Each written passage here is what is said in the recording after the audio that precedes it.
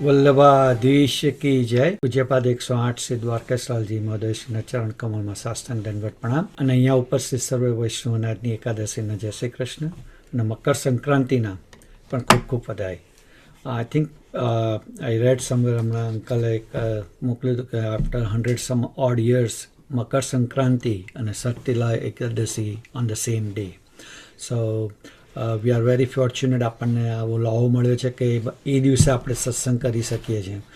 હર હંમેશની જેમ આપણે નેશનલ સત્સંગમાં આપશ્રીની કૃપાથી જેશ્રીના આશીર્વાદથી વૈષ્ણવ સંઘ યુએસએના બેનરમાં આપણે આ સત્સંગ કરીએ છીએ.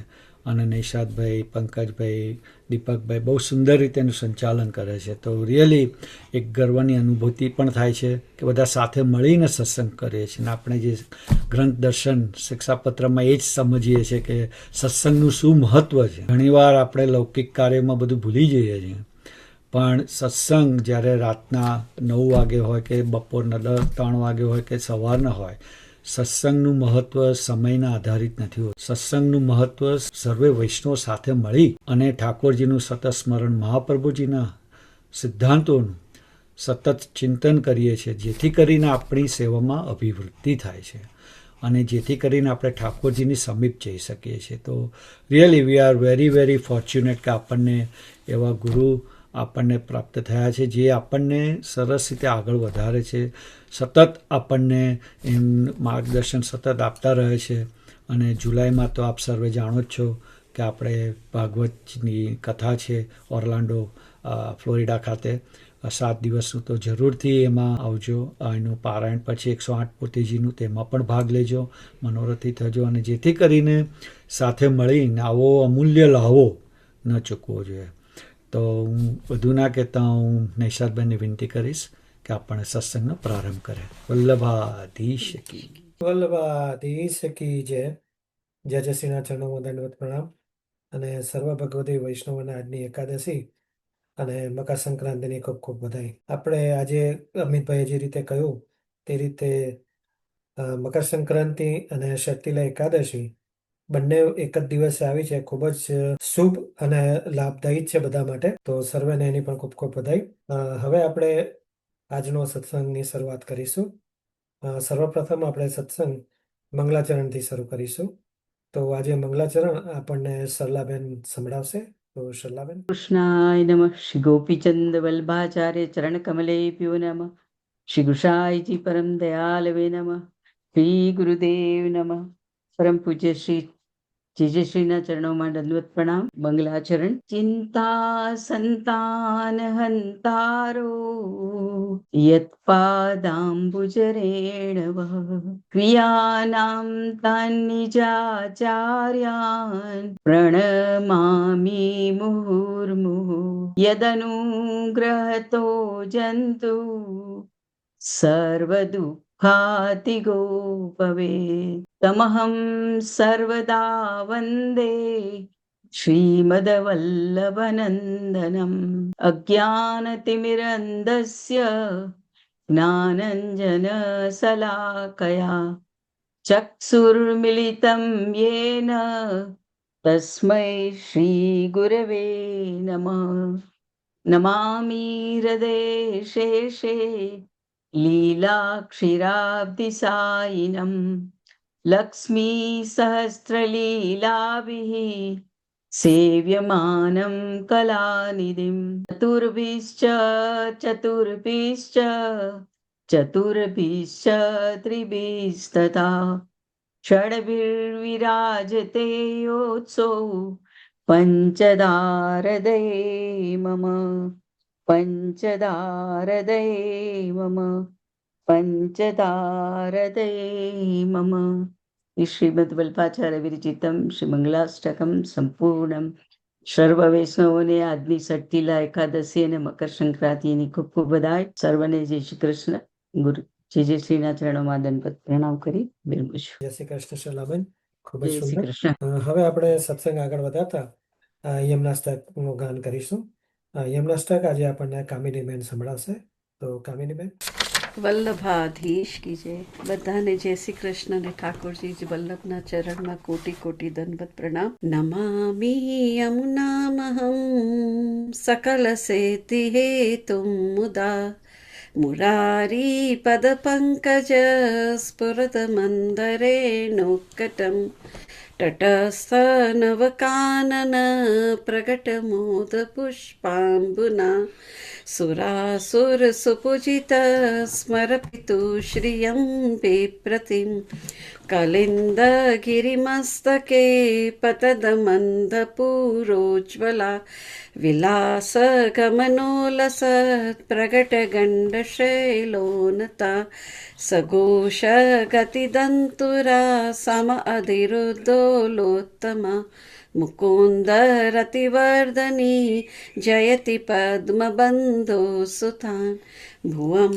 ભુવન પાવની મદિગતામનેકશ્વનૈ પ્રિયાભીરિવ સેવિતા શુકમયુરહંસાદિભિ તરંગ ભુજકંકણ પ્રગટ મુક્તિકા વાલુકા નિટંબ તટ સુંદરીમ નમત કૃષ્ણ તુર્ય પ્રિયમ અનંત ગુણભૂષિતે શિવ વિરંચિ દેવસ્તુતે ઘનાઘન નિભે સદા ધ્રુવપરાશરાભીષ્ટદે વિશુદ્ધ મથુરાટટે સકલ ગોપ ગોપીવૃતે કૃપા જલધિ સંશ્રિતે મમ મન સુખમ ભાવયા અયા ચરણ પદ્મજા મુરરિપો પ્રિયમ ભાવુકા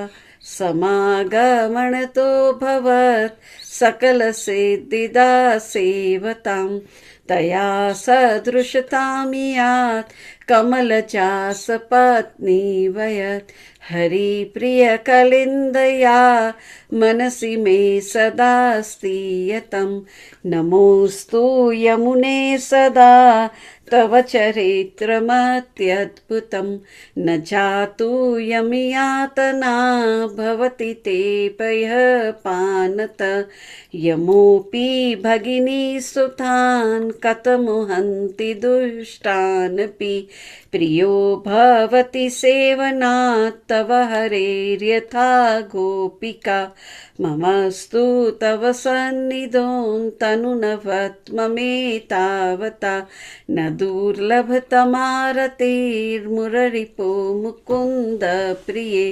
અતોષ્ટુ તવ લાલના સુરધુની પરમ સંગમાત તવેવ ભુવિ કીર્તિતા ન તુ કદાપિ પુષ્ટિ સ્થિતે સ્તુતિમ તવ કરોતિ કહ કમલજાસ પત્ની પ્રિયે હરેર્ય ધનુસેવયા ભવતિ સૌખ્યમા મોક્ષતા ઇયં તવ કથાદિકા સકલ ગોપિકા સંગમા સ્મનશ્રમ જલાણુભી સકલ ગાત્ર જય સંગમા તવાષ્ટકમિદં મુદા પઠતિ સુરસૂતે સદા સમસ્ત દુરિતક્ષયો ભવતિ વૈ મુકુંદે રતિ તયા સકલ સિદ્ધયો મુરરિપુષ્ય સંતુષ્યતિ સ્વભાવ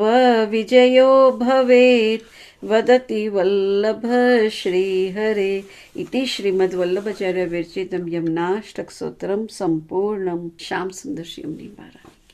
જય શ્રી કૃષ્ણ કામિનીબેન, ખૂબ સુંદર. હવે આપણે સત્સંગ આગળ વધારતા ગયા સત્સંગમાં આપણે જે લાભ લીધો એનું ટૂંકમાં રિકેપ આપણને દીપકભાઈ કહી સંભળાવશે. તો દીપકભાઈ. પ્રભુનંદ કુમારો મે સ્વામિની વૃષભાનુજ કૃતાર્થોહમ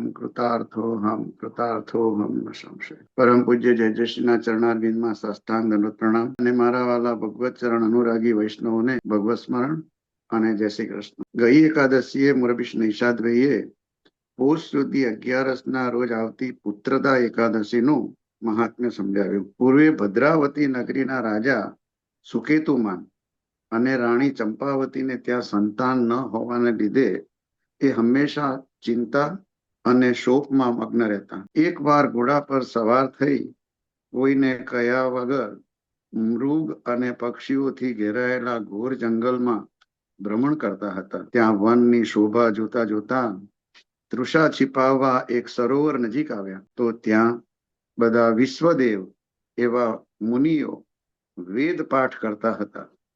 એમને જોઈ દીનતાપૂર્વક દંડવત કરી રાજાએ એમને પૂછતા જણાવ્યું કે અમે સર્વ વિશ્વદેવ અહીં સ્નાન માટે આવ્યા છીએ.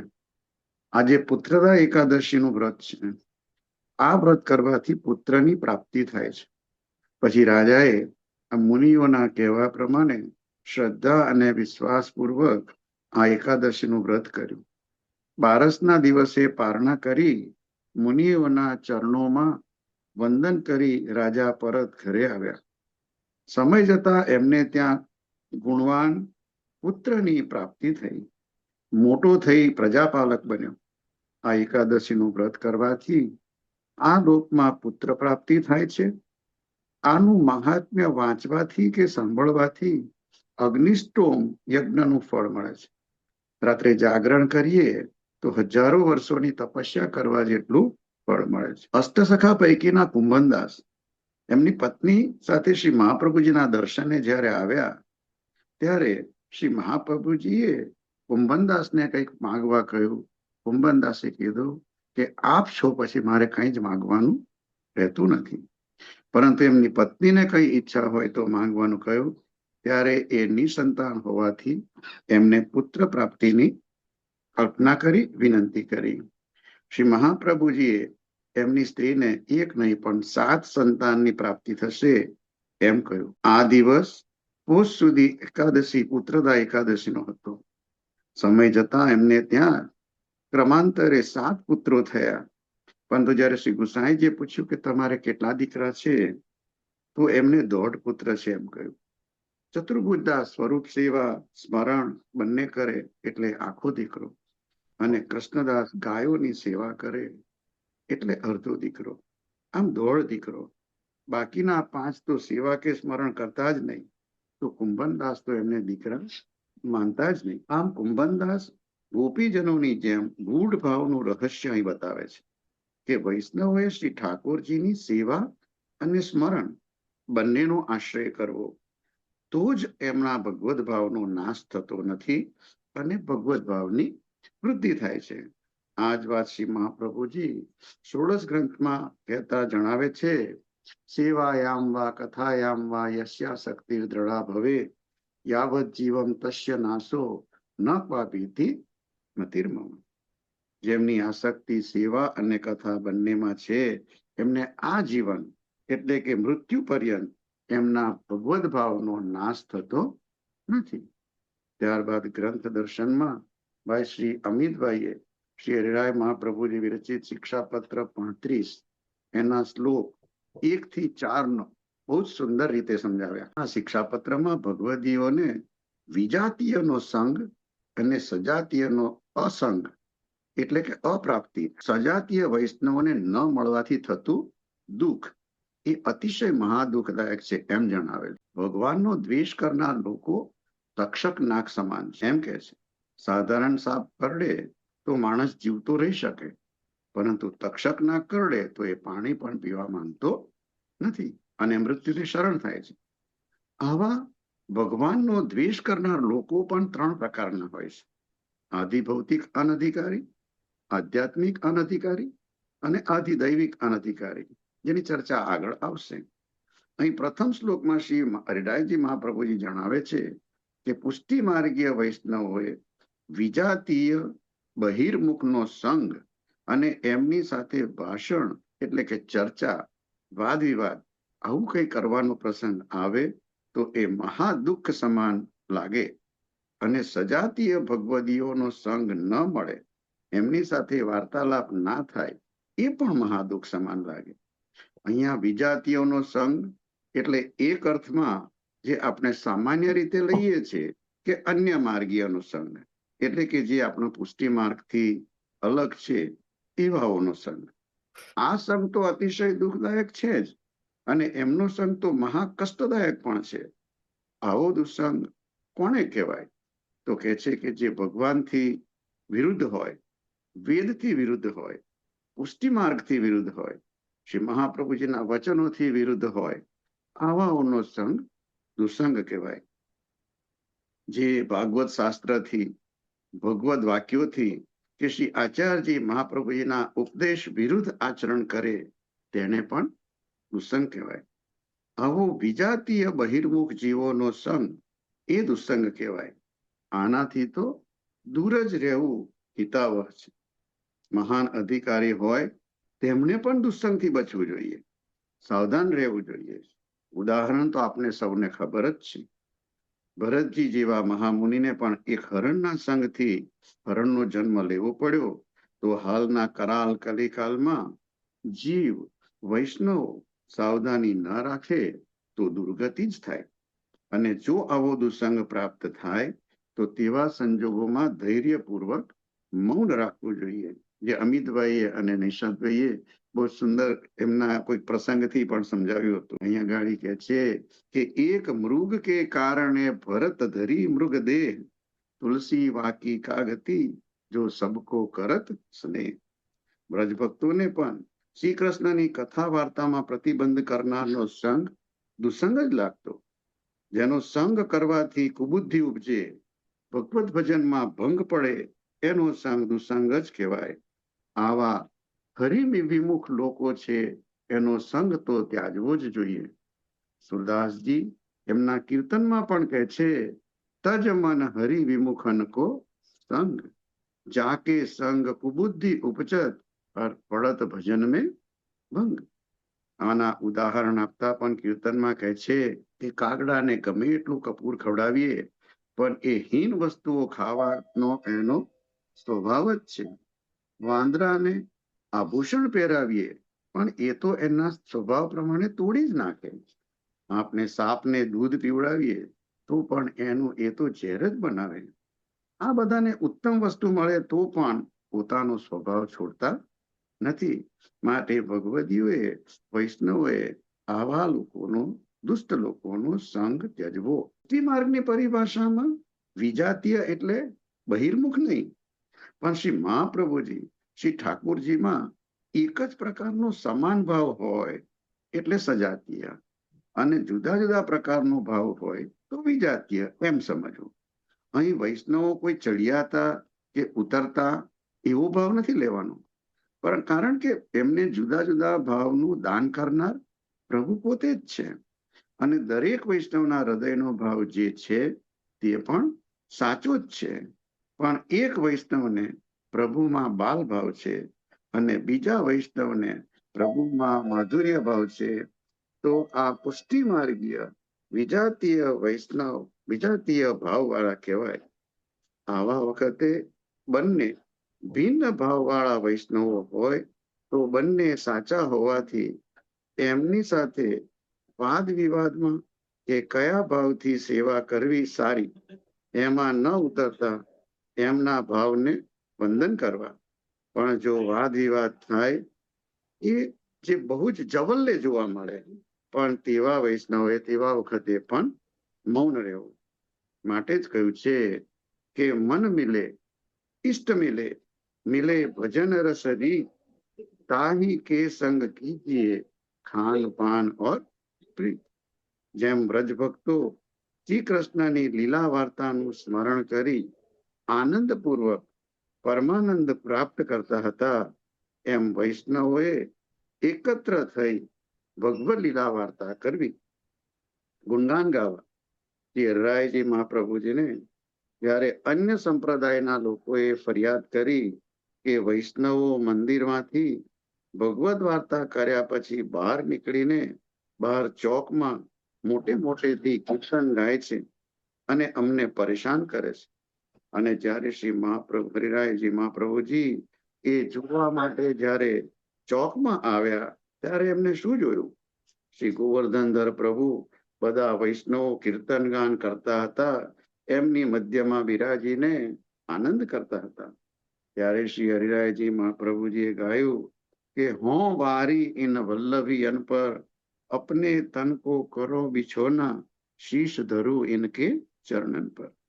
આવા સજાતીય વૈષ્ણવોના સંગમાં હંમેશા પરમાનંદની જ પ્રાપ્તિ થાય છે. શ્રી હરિરાયજી મહાપ્રભુજી જણાવે છે કે અન્ય દુસંગનું દુઃખ તો જ્ઞાન કે ભક્તિથી નિવૃત્ત થઈ જાય, પરંતુ જે શાબ્દિક દુસંગથી દુઃખ થાય છે એ જલ્દી નિવૃત્ત થતું નથી અને એના પરિણામ પણ ગંભીર હોય છે. દ્રૌપદીનું એક જ વાક્ય, આંધળાના દીકરા પણ આંધળા જ, અને આ શબ્દ માત્રથી આખું મહાભારત સર્જાયું. જે શ્રી પણ વચનામૃતમાં જણાવે છે કે કોઈ તીક્ષ્ણ સાધનથી પડેલા ઘા દવાથી થોડા વખતમાં રૂઝાઈ જાય, પણ શબ્દોના ઘા જલ્દી રૂઝાતા નથી. અને માટે જે શ્રી વચનામૃતમાં પણ જણાવે છે કે પગ લપસે તો જખમ થાય, પણ જીભ લપસે તો મોટા મોટા જોખમ થાય. માટે જ શ્રી હરિરાયજી મહાપ્રભુજી કહે છે કે દુષ્ટજનના દુર્વચનો મારા હૃદયને ભેદી નાખે છે, મારી ધીરજ પણ રહેતી નથી. ભક્તિ પોષણ ગ્રંથમાં દયારામજી કહે છે કે સંતોષ ધરી વદવી સત્યવાણી અને દ્રઢ આશ્રય પ્રભુ દીનતા આણી, દુસ્સંગથી રહેવું દૂર અને વસવું સદા હરિજન હજૂર, સેવો શ્રી કૃષ્ણ કૃપાળ. હવે આજકાલ લોકો એવા દુષ્ટ થઈ ગયા છે, એને દુષ્ટ કરતા એને પ્રવીણ થઈ ગયા છે, ચતુર થઈ ગયા છે, કે એ વૈષ્ણવની સાથે રહીને ચતુરાઈ કરે છે, એવા વચનો બોલે છે કે એમના વાક ચાતુર્યથી એ વૈષ્ણવોના હૃદયને મર્મસ્થાનમાં ઠેસ પહોંચે છે. મહાપ્રભુજીના વિરુદ્ધ વાચનના વાક્યો પણ એવી રીતે ઠસાવે છે કે જેથી કરીને ભગવદ ભાવમાં પણ વૃદ્ધિ જે થવી જોઈએ એને બદલે ઘટે છે. પણ શ્રી હરિરાયજી મહાપ્રભુજી તો એવી ચતુરાઈને કઠિન શબ્દોમાં વગોવી કાઢે છે. વલ્લભ સાખીમાં જણાવે છે કે ચતુરાઈ ચૂલે પડો, જ્ઞાની કોઈ એમ ખાવ, જા તનસો સેવા નહીં તો જડા મૂલ સો જાઓ. અને બીજી પણ એક સાખીમાં આ જ વસ્તુ કહેતા કહે છે કે ચતુરાઈ ચૂલે પરો, જ્ઞાની કોઈ એમ ખાવ, દયા ભાવ હરિ ભક્તિ બિન જ્ઞાન પરો જરી જાઓ. એવા વિપરીત ચતુરાઈ વાળા દુસંગી જીવો કે જેમને શ્રી હરિરાયજી મહાપ્રભુજી વંચક કહે છે, આવાનો સંગ તો અવશ્ય ટાળવો જ. ત્યારબાદ વાર્તાજી દર્શનમાં શ્રી નિષાદભાઈએ ગુસાઈજીના 252 વૈષ્ણવો પૈકી રૂપચંદ નંદા ક્ષત્રિ કે જે આગ્રામાં રહેતા હતા તેમની વાર્તાનો ભાવ કહ્યો. આ રૂપચંદ નંદાના પિતા વાસુદેવદાસ છકડાના જજમાન હતા. જ્યારે વર્ષ 30 થયા ત્યારે એમના પિતાના અવસાન બાદ જ્યારે વાસુદેવ છકડા આગ્રા આવ્યા તો એમને વિનંતી કરીને પૂછ્યું કે આ જ દેહે શ્રી ઠાકોરજીના ચરણારવિંદની પ્રાપ્તિ કેવી રીતે થાય? તો એમને કહ્યું કે શ્રી ગુસાઈજી અડેલમાં રહે છે, એ મહાપુરુષ છે, ચાલો તમને એમના શરણે લઈ જાઓ. તો વાસુદેવ છકડા એમને અડેલ લઈ જઈ સાક્ષાત પુરુષોત્તમ એવા શ્રી વિઠ્ઠલનાથજી ગુસાઈજી પાસે જઈ એમને શરણે લેવા વિનંતી કરી. શ્રી ગુસાઈજીએ બંને ભાઈને દૈવી જાણી ત્રિવેણીમાં સ્નાન કરાવી શ્રી નવનીત પ્રિયાજી સન્મુખ નામ નિવેદન કરાવ્યું. તે જ વખતે શ્રી નવનીત પ્રિયાજીએ એમને સાક્ષાત દર્શન આપ્યા. પછી બંનેએ કર્તવ્ય પૂછ્યા. શ્રી ગુસાઈજીએ ઘરમાં રહીને ભગવત સેવા કરવા કહ્યું, પરંતુ રૂપચંદ નંદાને તો શ્રી ગુસાઈજીના ચરણારવિંદની જ પ્રાપ્તિ થાય એવી પ્રાર્થના કરતા આપ શ્રીએ પ્રસન્ન થઈ કુમકુમ મંગાવી બંને ચરણોમાં લગાવી એક વસ્ત્ર ઉપર છાપી અને પધરાવી આપ્યા અને એની સેવા કરવાનું કહ્યું. રૂપચંદ નંદા ભાવથી સેવા કરતા. જ્યારે શ્રી ગુસાઈજી આગ્રા પધારે ત્યારે રૂપચંદ નંદાને ત્યાં જ પધરામણી કરતા. એકવાર રૂપચંદ નંદા ગોકુળ આવ્યા ત્યારે ત્યાં એમને ગુજરાતી બ્રાહ્મણ રાઘવદાસનો મેળાપ થયો. એ ત્યાં સુબોધિનીજીનું વાંચન કરતા. એકવાર એમના મનમાં એમ આવ્યું કે આ ચાચા હરિવંશજી એ મારા જેટલું ભણ્યા નથી તો પણ પરદેશ જઈને ખૂબ ભેટ લાવે છે, તો જો મને આ કામ શ્રી ગુસાઈજી સોંપે તો હું તો ભણેલો છું, તેથી અધિક ભેટ લઈ આવો. શ્રી ગુસાઈજી એમના મનની વાત જાણી ગયા. તેથી ત્યાંથી જ્યારે એ બહાર બિરાજ્યા તે વખતે એવું કહેતા નીકળ્યા કે પાખંડ પ્રચુરે લોકે કૃષ્ણ એવ ગતિર્મમ. ત્યારે આ રૂપચંદ નંદાએ પરમાનંદદાસ સોનીને પૂછ્યું કે આવું વિઠ્ઠલેશ પ્રભુએ કેમ કહ્યું? પણ એના મર્મની તો કોઈને ખબર ન પડે. જ્યારે શ્રી ગુસાઈજી ભોજન કરીને પોઢવા જતા હતા ત્યારે આપશ્રી આવું કેમ બોલ્યા એ વાત પૂછતા આપશ્રીએ જણાવ્યું કે જે ભેટ વૈષ્ણવો આપે છે તે હરિવંશીને જોઈને આપતા નથી. એ ભગવદીઓ તો પોતાના મનમાં કંઈક વિશેષ સમજે છે અને એ માટે ભેટ કરે છે. અહીં એ સિદ્ધાંત બતાવ્યો કે જેમ લોકોને ધનનો મદ હોય છે એમ વિદ્યાનો મદ પણ બાધક છે. માટે એનાથી બચવું અને અહંકારથી સદા ડરવું. એક દિવસ જ્યારે ગુસાઈજી રૂપચંદ નંદાને ત્યાં ગાદી તકીએ બિરાજ્યા હતા ત્યારે એમના મનમાં એમ આવ્યું કે અબલક ઘોડો એટલે સફેદ અને કાળા રંગ મિક્સ હોય એવા કલરનો ઘોડો હોય તો એના પર અમુક રંગનો જો મખમલી સાજ હોય તો એના પર સવાર થઈ શ્રીનાથ દ્વાર જવાય. આ જ વખતે રૂપચંદ નંદા જાનવરોને વેચવાના બજારમાં હતા કે જ્યાં ઘોડા અને વિશેષ પશુઓ વેચાય. શ્રી ગુસાઈજીના મનની આ વાત પ્રભુ કૃપાથી રૂપચંદ નંદાએ ત્યાં જાણી. આપશ્રીએ જેવો ઘોડો વિચાર્યો હતો તેવો જ ઘોડો બધો જ મખમલી સાજ સિદ્ધ કરી ઘોડાની લગામ પકડી લઈને આવ્યા અને વિનંતી કરતા કહ્યું, જયરાજ, ઘોડો તૈયાર છે. આ જોઈને શ્રી ગુસાઈજી અતિશય પ્રસન્ન થયા અને એ જ ઘોડા પર સવાર થઈ શ્રીનાથજીના દર્શને પધાર્યા. જેમ ગંગાસાગર પર કૃષ્ણદાસ મેઘને શ્રી મહાપ્રભુજીના મનની વાત જાણી અને મુરમુરા સિદ્ધ કરાવ્યા હતા, બસ એવી જ રીતે આ રૂપચંદ નંદાએ પણ શ્રી ગુસાઈજીના મનની વાત જાણી અબલખી ઘોડો સાજ સહિત સિદ્ધ કરાવી અને શ્રી ગુસાઈજીના ચરણોમાં ધર્યો. આ રૂપચંદ નંદા શ્રી ગુસાઈજીના આવા અંતરંગ કૃપાપાત્ર સેવક હતા. એમની વાર્તાનો ભાવ ક્યાં સુધી કહીએ.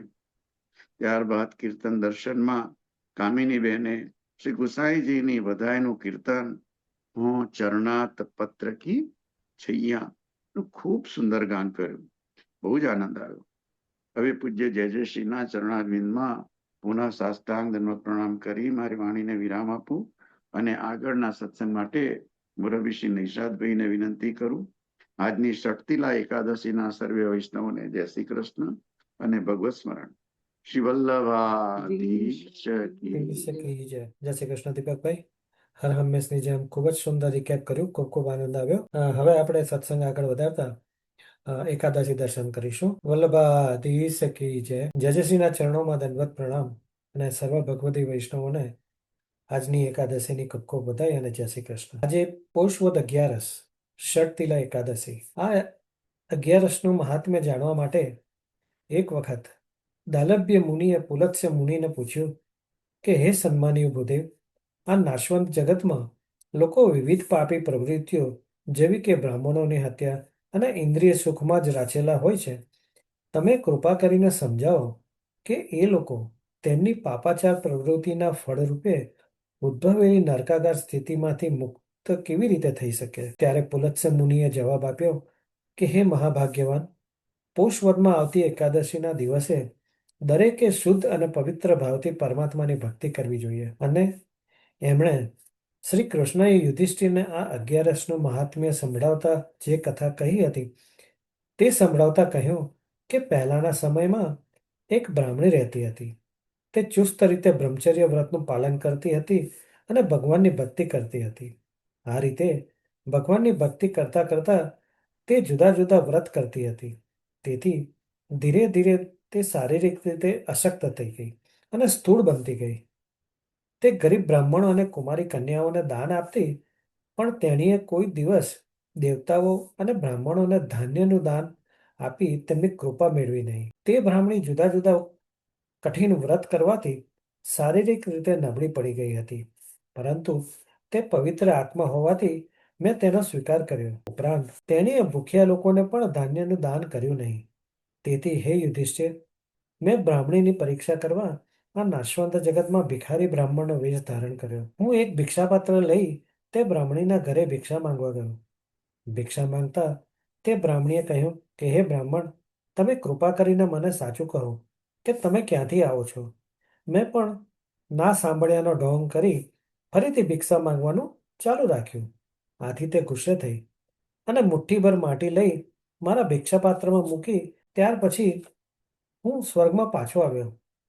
થોડા સમય પછી બ્રાહ્મણી પણ તેનું અશક્ત શરીર છોડીને સ્વર્ગમાં આવી. બ્રાહ્મણીને તેની તપસ્યા, વ્રત વગેરે અને માટીનું દાન કરવાથી સ્વર્ગમાં સુંદર મહેલ જેવું ઘર મળ્યું, પરંતુ ઘરમાં અનાજ વગેરે સામગ્રીઓ ન હતી.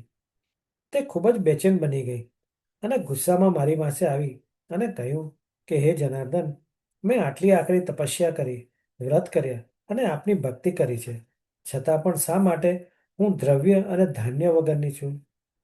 એનું શું કારણ છે? મેં તેને કહ્યું કે તું પહેલા તારા ઘરે જા. ત્યાં દેવતાઓની પત્નીઓ જિજ્ઞાસાવશ તારા દર્શન કરવા તારા ઘરે આવશે અને ત્યારે તમે ષટતિલા એકાદશીના મહાત્મ્ય વિશે તેમને પૂછજો અને જ્યાં સુધી તેઓ વાત પૂરી ન કરે ત્યાં સુધી તારા દ્વાર ખોલીશ નહીં. મારું કથન સાંભળી બ્રાહ્મણી તેના ઘરે પાછી ફરી. એક દિવસ બ્રાહ્મણી અંદરથી બારણું બંધ કરીને ઘરમાં બેઠી હતી ત્યારે કેટલાક દેવતાઓની પત્નીઓ આવી અને કહ્યું કે હે સુંદરી, અમે તારા દર્શન માટે આવ્યા છીએ, મહેરબાની કરી અને બારણું ખોલો. બ્રાહ્મણીએ અંદરથી જવાબ આપ્યો કે તમારે મારા દર્શન કરવા હોય તો કૃપા કરી મને ષટતિલા એકાદશીના વ્રતનું મહાત્મ્ય, તેનો મહિમા અને પવિત્રતા વિશે કહો, પછી જ બારણું ખોલીશ. ત્યાર પછી દેવતાઓની પત્નીઓમાંથી એકે આ એકાદશીના મહાત્મ્યની કથા સંભળાવી. વાર્તા સાંભળ્યા પછી બ્રાહ્મણીને સંતોષ થયો અને તેણીએ બારણું ખોલ્યું. દેવતાઓની પત્નીઓ તેના દર્શન કરીને ખૂબ રાજી થયા અને તેને ખૂબ આશીર્વાદ આપ્યા. આ બ્રાહ્મણીએ દેવીઓની સૂચના પ્રમાણે ષટતિલા એકાદશીનું વ્રત કર્યું. ત્યાર પછી તે ખૂબ જ સૌંદર્યવાન અને ધન ધાન્ય સંપત્તિ અને સુવર્ણથી સમૃદ્ધવાન બની. આ એકાદશીનું વ્રત કરવાથી કોઈની પણ ગરીબી અને દુર્દશા નાશ પામે છે. જો આ દિવસે કોઈ તલનું દાન કરે તો તેના બધા પાપો નાશ પામે છે. હવે આપણે ષટતિલા એકાદશીનું પુષ્ટિમાર્ગી મહાત્મ્ય અને ભાવના જોઈએ. પુષ્ટિમાર્ગમાં પ્રભુના નિત્ય સેવા ક્રમમાં તહેવારના અને ઉત્સવના દિવસોમાં પ્રત્યેક સામગ્રી, વસ્ત્રાભૂષણો વગેરે સર્વ વ્રજ ભક્તોના વિવિધ ભાવરૂપ છે. તેમાં વ્રજ લીલાઓની ભાવનાઓનું પ્રાધાન્ય છે. શ્રી મહાપ્રભુજી અને શ્રી ગોસાઈજીએ સેવા સ્વરૂપની સેવા પ્રકારના નંદાલયને નિકુંજ લીલાઓની ભાવનાઓનો બહુ જ સરળ અને સુંદર રીતે સમન્વય કર્યો છે. આ સર્વ પ્રકાર વેદ, વેદાંત, યોગ અને અક્ષત્ર પ્રમાણે જ ઘટાવ્યો છે અને તે સામગ્રી દ્વારા અવગાહન કરાય છે. પોષવદમાં આવતી ષટતિલા એકાદશીમાં શાસ્ત્રોમાં ધાર્મિક વિધિ વિધાન તથા શારીરિક આરોગ્યની દ્રષ્ટિએ તથા માનવના પાપોની દ્રષ્ટિએ ખૂબ જ મહત્વ છે. આ એકાદશીની પુષ્ટિમાર્ગી ભાવના એ છે કે આ દિવસે પ્રભુની સેવામાં 6 પ્રકારે તલની સામગ્રીનો વિનિયોગ કરવામાં આવે છે, જેમાં તલ નાખીને પ્રભુને સ્નાન કરાવાય, શ્રી અંગે તલ અંગીકાર કરાય, તલની વિવિધ સામગ્રી પ્રભુને ધરાવાય. આમ તલનો પ્રભુની સેવામાં વિવિધ રીતે ઉપયોગ કરાય છે. પુષ્ટિ સંપ્રદાયમાં ઉત્સવો, કીર્તનો, શૃંગાર સામગ્રી આદિમાં ભાવના સમાયેલી છે. તે સમજીને સેવા થાય કે દર્શન કરાય તો તેનો વિશેષ આનંદ થાય છે. જેમ કે ગોપાષ્ટમીએ ગોકર્ણ ધરાય, તેની ભાવના એ કે પ્રભુ પ્રથમ ગોચારણ કરવા પધારે છે. એ જ રીતે ગોપાષ્ટમીએ મુકટના છેલ્લા શૃંગાર ધરાય, કારણ કે પ્રબોધિની પછી એક મોજા ધરાવે, એટલે શીતકાળમાં મુગટ ધરાવાતો નથી. ષટતિલા એકાદશીનું મહાત્મ્ય જોતા આપણને એક વાત સ્પષ્ટ થઈ કે દાનમાં આપણે ગમે તેટલું ધન કે સુવર્ણ આપીએ પણ તે પૂરતું નથી. અન્નનું દાન પણ એટલું જ મહત્વનું છે. બસ આટલું કહી મારી વાણીને અહીં વિરામ આપું છું અને સર્વ વૈષ્ણવોને જય શ્રી કૃષ્ણ. Thank you Naishadbhai. હર હંમેશની જેમ આપણે સુંદર રીતે 11 દર્શન કરાવ્યું અને સાચે હું તો હર હંમેશ કહું છું કે કંઈક ને કંઈક નવું જાણવા મળે છે, તો એ બદલ ખૂબ ખૂબ આભાર. ખાસ જણાવવાનું કે જેજેસીનું આગમન આપણી યુએસએની ધરતી પર જુલાઈના મંથમાં થશે અને આપણે 7 દિવસની કથા ઓર્લાન્ડો, ફ્લોરિડા ખાતે થવાની છે તો જરૂરથી એમાં ભાગ લેજો, આવજો. અને એક અદ્ભુત લાવો છે એમ જયજયસિંહની વાણીને સાંભળવાનો. હમણાં જ એમણે ઓળમાં સરસ રીતે આપણને ગોપી ગીત સંભળાવ્યું ને સાંભળ્યા, અને હવે બોમ્બેમાં પણ એમની કથા છે. તો every time V listen to him we learn something every time, અને ઇટ્સ રિયલી આ બ્લેસિંગ છે આપણા માટે. એ જ રીતે આપણા સત્સંગમાં પણ જરૂરથી આપણા બધા વૈષ્ણવ બંધુઓને કહેજો કે જોડાય, જેથી કરીને સાથે મળીને સત્સંગ કરો. કારણ કે સત્સંગનો લાભ એ જ છે કે સાથે મળી બધા વૈષ્ણવ ભેગા મળીને ઠાકોરજીના મહાપ્રભુજીના સિદ્ધાંતોનું સ્મરણ કરીએ, જેથી કરીને આપણે કંઈક નવું જાણી શકીએ, નવું સમજી શકીએ. કારણ કે આપણને બધા ગ્રંથો વાંચવાનો તો અનુકૂળતા નથી હોતી, પણ જે પણ વૈષ્ણવ આપણને એનું વિવેચન આપે છે એ સાંભળીને પણ આપણે કંઈક શીખી શકીએ, અને જયજયસિંહના વચનામૃત દ્વારા આપણે પણ કંઈક શીખી શકીએ. આપણી એકેડેમી પણ સુંદર રીતે ચાલે છે, બાલ પુષ્ટિ, કિશોર પુષ્ટિ, અને સરસ ક્લાસીસ છે, કીર્તનના ક્લાસીસ છે. તો જરૂરથી એમાં જોડાજો. યોગના ક્લાસીસ પણ ચાલે છે એવરી સેટરડે. તો જરૂરથી એમાં પણ ભાગ લેજો, જેથી કરીને વિવિધ પ્રવૃત્તિઓથી આપણે કેવી રીતે જોડાઈએ, પુષ્ટિ માર્ગમાં કેવી રીતે આગળ વધીએ, એ જ જયજયસિંહનું જે વિઝન છે એમાં ફળીભૂત થાય. તો બસ ખાસ કરીને સર્વ વૈષ્ણવને વિનંતી કે આપણા સત્સંગમાં બધાને, જેટલા પણ આપણા ભાઈ બંધુઓ હોય, જેટલા દોસ્તો, બધા ફ્રેન્ડ્સ, બધાને કહો કે આમાં જોડાય, જેથી કરીને કંઈક આપણે આગળ વધીએ. તો એ સાથે મારી વાણીનો વિરામ આપીને નિશાદબેને કહીએ આગળની સત્સંગનો પ્રારંભ કરીએ. વલ્લભાધીશ કી જય. જય શ્રી કૃષ્ણ ભાઈ, થેન્ક યુ. હવે આપણે સત્સંગ આગળ વધારતા ગ્રંથ દર્શન કરીશું. ગ્રંથ દર્શન આપણને ફરી એકવાર આજે અમિતભાઈના મુખેથી સાંભળવા મળશે. તો અમિતભાઈ. Thank you નિશાદભાઈ. સાચે આ તો મને બેક ટુ બેક લાવવો મળ્યો છે જાણવાનો અને શીખવાનો. તો એ બદલ ખૂબ ખૂબ આભાર. ફર્સ્ટ ઓફ ઓલ પૂજ્યપાદ શ્રી દ્વારકેશલાલજી મહોદયશ્રીના ચરણ કમલમાં સાષ્ટાંગ દંડવત પ્રણામ. અને અહીંયા ઉપસ્થિત સર્વે વૈષ્ણવને આજની એકાદશી અને મકર સંક્રાંતિની જય શ્રી કૃષ્ણ. જેમ હમણાં જ આપણને દીપકભાઈએ રિકેપમાં પણ જણાવ્યું કે આપણે શિક્ષાપત્ર 35માં પહેલાં 4 શ્લોકોનું રસપાન કર્યું, અને 4 શ્લોકોમાં આપણે જાણ્યું કે શ્રી હરિરાયજી મહાપ્રભુજી કેટલા નિખાલસ છે, અને પોતાને શેનું દુઃખ છે એ સમજાવ્યું. વૈષ્ણવ માટે સમજાવ્યું કે આપણને પણ આવું દુઃખ થતું હોય છે, અને આપણે સર્વ વૈષ્ણવ માટે એક ઉપદેશ હતો કે કેવી રીતે આપણે સત્સંગીઓ અને સત્વિચાર સજાતીય ધરાવતા સાથે રહેવું, જેથી કરીને આપણે દુસ્સંગથી બચીએ. અને હમણાં જ આપણને દીપકભાઈએ પણ એનું સચોટ ઉદાહરણ આપ્યું. હવે આપણે આગળ શિક્ષાપત્ર 35માં 5મા શ્લોકનું વાંચન કરીએ અને સમજીએ. તો શ્લોક 5મો. ગૃહસ્થિસ્ય વ્યાવૃત્તિય સત્તસ્ય નહિ તાત્યસામ સંગો વારયિતુ સક્રયો વ્યાવૃત્તિવરી નિરોધતઃ અવ્યાવૃતો ન વિશ્વાસ દ્રઢ્ય યેન તથા કૃતિ. આ 5મા શ્લોકનું આપણે હમણાં ગુણગાન કરીએ. તો એનો શબ્દાર્થ, જેઓ ગૃહસ્થ છે તેમને ધંધાદારી જીવોનો સંગ થાય છે. ધંધાના લીધે તેઓ તેવાઓનો સંગ છોડી શકતા નથી, અને એવા લૌકિક જનનો સંગ નિવૃત્ત કરવાનું પરવડતું નથી, કારણ કે તેમ કરવાથી વ્યાવૃત્તિનો વિશેષતઃ નિરોધ થાય છે. અવ્યાવૃત્તિમાં દ્રઢ વિશ્વાસ હોતો નથી, તેથી જ એવી કૃતિ થાય છે. તો બહુ પ્રેક્ટિકલ વાત અહીંયા સમજાવે છે આપણને હરિરાયજી મહાપ્રભુજી, કે શાસ્ત્ર તો સમજાવે કે દુસ્સંગ ન કરશો, મન મલિન ન કરશો, પણ 2 પ્રકારના લોક છે, એક વ્યાવૃત્ત અને એક અવ્યાવૃત્ત. જેમને ભક્તિવર્ધનીનું શ્રવણ કર્યું હોય એમને આ શબ્દ નવા નહીં લાગે. તો ટૂંકમાં સમજીએ કે વ્યાવૃત્તિ એટલે ઉદર પોષણાર્થ વૃત્તિ, કે જેથી ધંધો રોજગાર એના માટે જ કાર્યો કરીએ, એ વ્યાવૃત્ય વ્યક્તિ. અને અવ્યાવૃત્તિ જે ધંધો રોજગાર અને અન્ય કોઈ કાર્ય કરતું નથી. અને ભગવાનમાં જે સેવકો છે તે 2 પ્રકારના છે, એક વ્યાવૃત્ત અને બીજા અવ્યાવૃત્ત. બંને પ્રકારના ભક્તો ભગવત સેવા કરે છે.